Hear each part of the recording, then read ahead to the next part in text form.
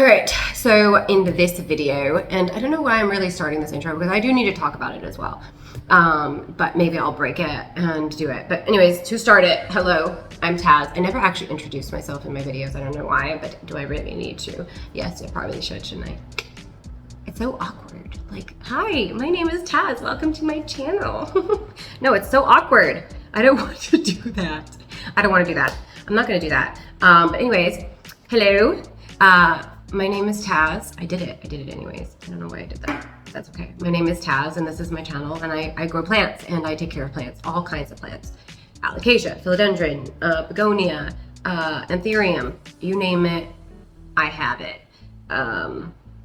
Today in this video, we're going to talk about pawn. I love pawn. Oh my God. I'm like, this is all pawn. And I will show you examples of my stuff in pawn. My mama's gonna talk first. She's gonna talk about her experience with pawn and alocasia. So if you wanna hear about, and maybe I'll break it into doing a whole separate video on pawn with philodendron and anthurium, and let her just have this alocasia video be her own video. So maybe I'll do that since I'm kind of doing it as a series of her advice, and then instead of me interjecting my own advice. So this video, I will leave it like that. That's a great idea. Taz, I know. Thank you. You're welcome. So she's going to talk about pawn use and rare, variegated alocasia, and of course plain alocasia. It goes hand in hand together. Which ones do well in pawn, which ones don't, which ones struggle, which ones, how to fertilize it, how to clean it, how to flush it. I do flush mine with bushwhacker, which I'm not going to talk about in this. Well, I will mention it briefly, but if you want to know more about how I flush my stuff with that, it basically takes off extra sediment, extra fertilizer that's kind of on there, you know, the extra buildup of minerals that you don't need on there. It's not really good for the plant. I kind of talk about how to flush that out with this product that I use, and it's a Fox Farms Bushwhacker, I think it's called, and I will do exactly on the back. It's very helpful. It has a whole thing that says if you're flushing semi-hydroponic use, and it will teach you exactly how to flush it and not to use it. You don't want to leave it in that. You don't want to leave it in that reservoir. You want to pour it out. And it's got good instructions that you don't really need to worry about, but I will talk about it and I will show you how I do it. Because sometimes even I will read instructions. I'm like, I have no idea what they're saying. What am I doing? So it is good just to kind of like see I can see somebody else doing it. So I will do that for you. I will record that in the regards to anthurium, begonia, and philodendron. So if you want to see how I use that product, go over to that video. It will come up at some point, I'm sure, when I'm not lazy. But yeah, listen to her talk about pawn and alocasia. Great conversation that we have together, and also very informative. So if you are struggling with alocasia, you're not sure how to grow them, she will teach you how to grow them in pawn instead of soil, because sometimes that's what they need. The rock is just a great substrate for all plants, honestly, all plants. She has every single plant she owns in it, and it does great. So stay tuned and she'll explain all that to you. Thank you for watching. As you know, I would say 100% of my alocasias in pawn now, other than the seedlings or babies that are in fluval up until third leaf up, as I said. So a couple of things I've learned from doing pawn from the last couple of months is, this is our pink Sanderiana bull. She's beautiful. She is. We're getting corms from her soon. I can see it growing. So the one thing I do love about pawn is you can tell when it's dry, you can tell when it's wet, you can tell when it is a person, when the plant's getting too much water. You can see when it looks wet on top or when it looks dry on top, so you can tell. It's real easy to get your plants out, to get your corms without damaging your roots. I love that I can take them out without giving them too much stress or whatever. I have found that it's a little tricky to get new plants acclimated if they're very mature plants. I stress a little bit because I have had a problem with 2 plants only so far. You basically take the soil when your plant arrives. If you want to transfer it to pond, I found the best thing to do is to take it out of your pot, take as much soil as you can off. The soil sometimes is really stuck to the plant, isn't it? So what I do is I go to the kitchen tap and I spray the water on it to remove that soil. You should almost have nothing on your roots if you can by the time you put it in pond, because any soil you leave on there is going to hold moisture and it's going to cause problems for your plant in the long run. Now, I'm not talking, being ridiculous, like you've got a tiny bit of soil on there. However, try and remove everything you possibly can. Okay, so what happens for me when I take a plant out of its soil and put it in ponds, sometimes they get very dramatic. And like I Tigrina yesterday, Taz. And they go from standing upright to, I'm very angry with you. And then it takes 2 days and he comes back up. I have found that, obviously it's semi-hydro, so going from soil to this is a big change. It's going to create different roots. So I have found what I do is when I get a new plant, I put it in the pond, I flush it out with water, I just run water through it. I do not put any water in my reservoir. By reservoir, I mean this little cup. I do not put any water in that reservoir to start off with.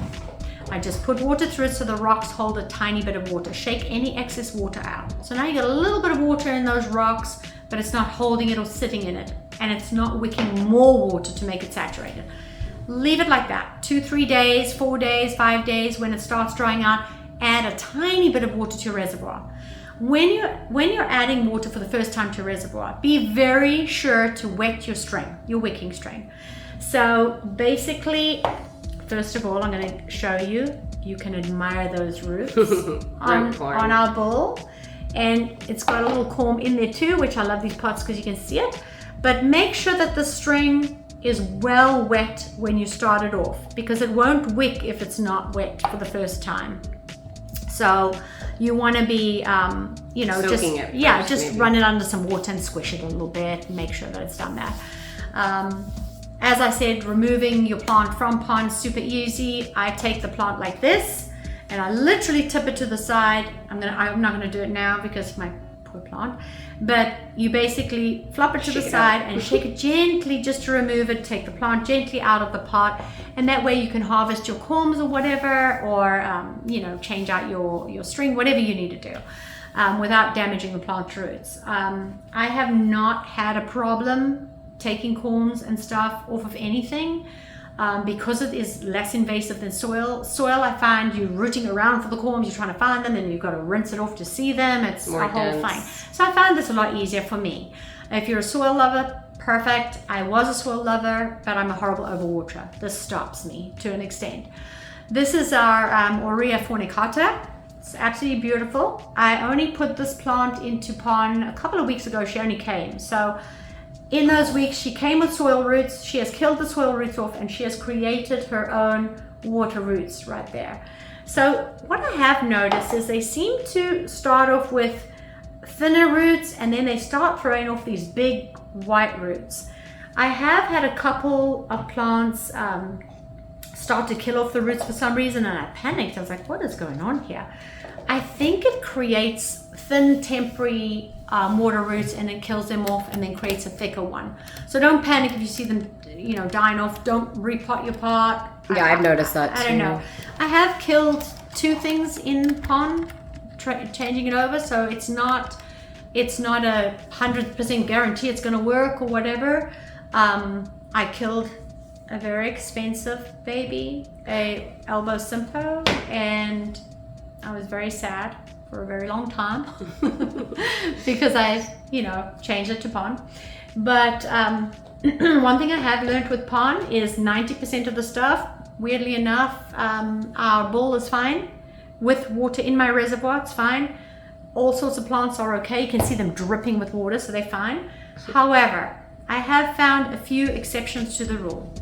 This is a pink bambino. I don't know if you can see that edema. Oh yeah, look at that. Right, so you can see the edema. I only watered her yesterday, that's why. So when I say watered her, I have nothing in my tank, in my reservoir. Absolutely nothing. You can see my strings are dry. I have not put water in this tank. I do not put water in my tank. What I do, oh, is that a call? What I do is I would say every 4th day, when I see it's dry and I look at it and I see it's dry and my leaves have no edema, I flush water through it. Shake it. Sometimes I put it on a tea towel just to take that extra moisture out, because I find it sits at the bottom, and get all the excess water off. And I flush it out every 3rd or 4th day, depending on your pot size and how dry it is. If it's got any kind of edema, I do not flush it out again until that edema is gone, or I will ruin my plant. So bambinos, especially pink bambinos, seem to struggle with that a lot. Dragon scales, silver dragons, porty eyes, all variegated, so I don't know on regular ones. Sandera bullaria, they all got horrible edema from it. So much so it killed off leaves with the edema. It was bad. So what I have learned to do is no water in your reservoir at all. Don't put it in a bambino. I am sure thousands of you are going to be saying, oh yeah, my bambino's got edema. If you're in pond in a reservoir, take away that water in the reservoir. Let it dry out a bit. Flush it out every 3 or 4 days. Yeah, I always let mine dry out in between filling the reservoir. Yep, for sure. Another thing you can do to help with edema, because there seems to be a lot of people struggling with edema right now, is, high humidity, I think, also affects it as well. I had to remove some stuff out of my cabinet. That was the first thing I tried. Fans. I put anything with edema. I can't show you right now because it's up there. But my bambinos, you'll see, are always in front of a fan.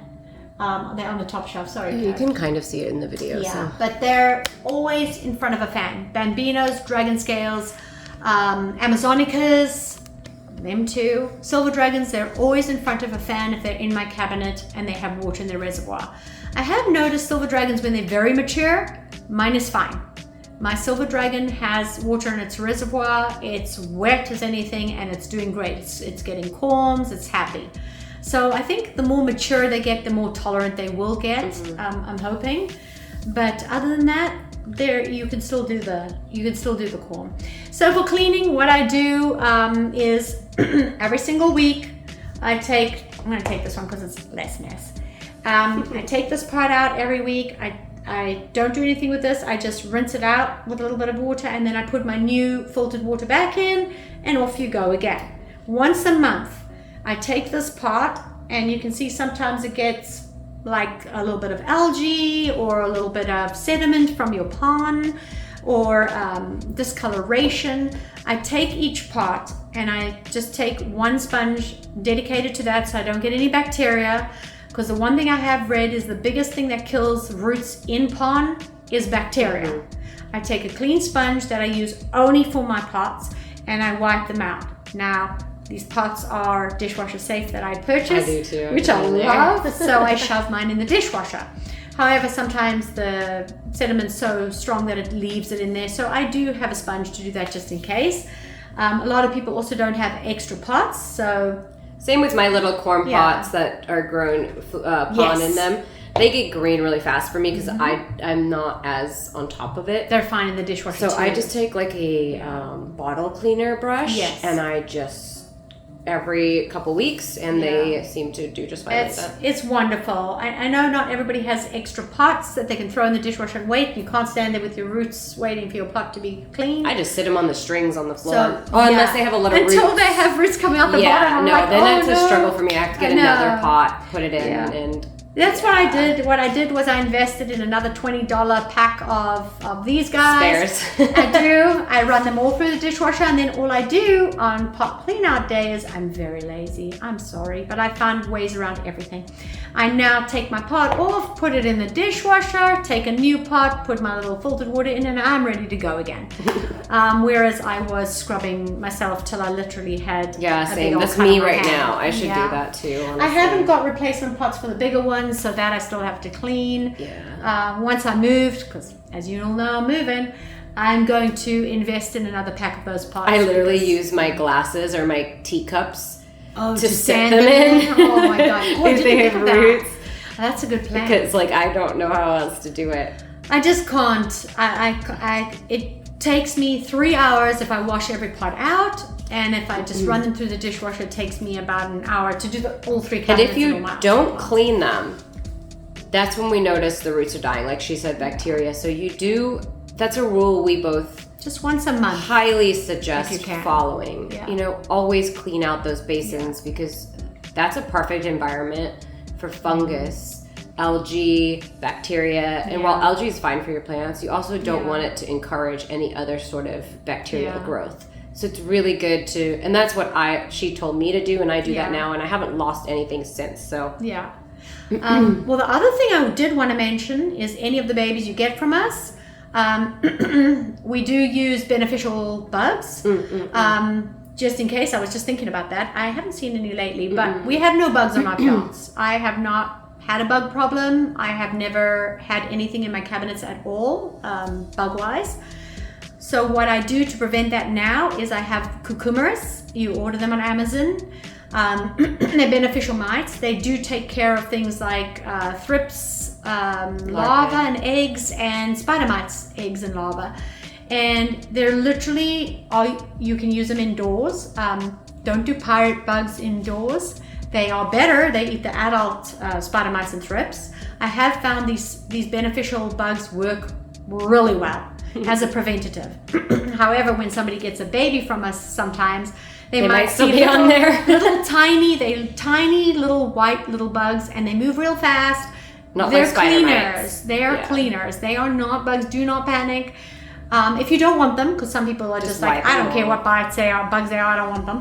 All you do, rinse your leaves off, take your pond, change it up, they're gone. They don't come back. But they are helpful. So if you see them on there, they're only doing good. They're not going to do bad. They're expensive. Yeah. They're really good at their job.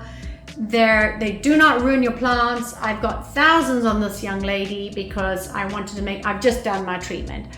And they do not harm your plants. They eat anything bad. Anything bad going on in your plant is going to be eaten by these little things. I love them. Oh, they're fabulous. I stole some from her, and they did their work. And I've never personally had a plant with pests that I have in my shop. I have had pests on my plants, and especially if we get, let's say we get a plant with pests and we deal with it, and we list the plant, you'll see in the description that we specifically will mention that yes, this plant did have pests. Quarantine it just to be sure that we didn't miss anything. I also always say how long it's been since the pest problem.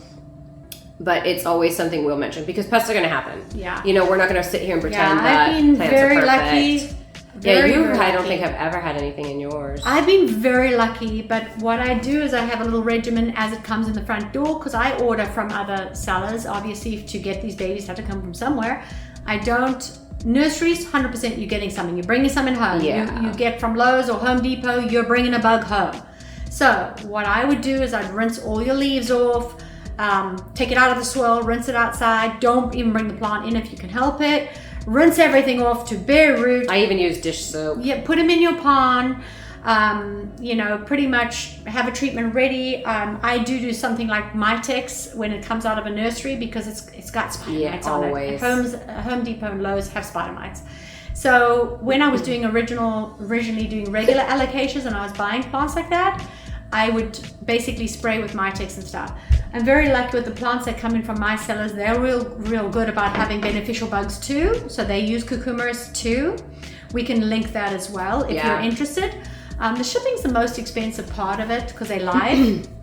But they just tiny little bags that keep the eggs hatch and they eat it. If you do not have bugs, they die. They will die off. So do not worry. I can't see any on my plants anymore, and I don't know if they've just died. But basically, look that up too. Read up on beneficial mites. Really beneficial. Better than pesticides. Better than anything like that. But anyway, thank you for listening to us. Yes, I have to go get my children. Thank you, Mom, for talking about pond. I appreciate it. I'm sure they do too. Everyone seems to like you, so that's awesome. I don't know why. But. I don't know. That's a first. But anyways, we will hopefully post these soon, and hopefully you guys catch them. And I hope that it helps somebody. And again, if you have any questions that you want to ask specifically, I will list her Instagram at the end always. So feel free to reach out. She does check it all the time. And you can ask her anything you want. So, yeah. Have a great weekend, and we'll Bye, see you everyone. next time. Thank you.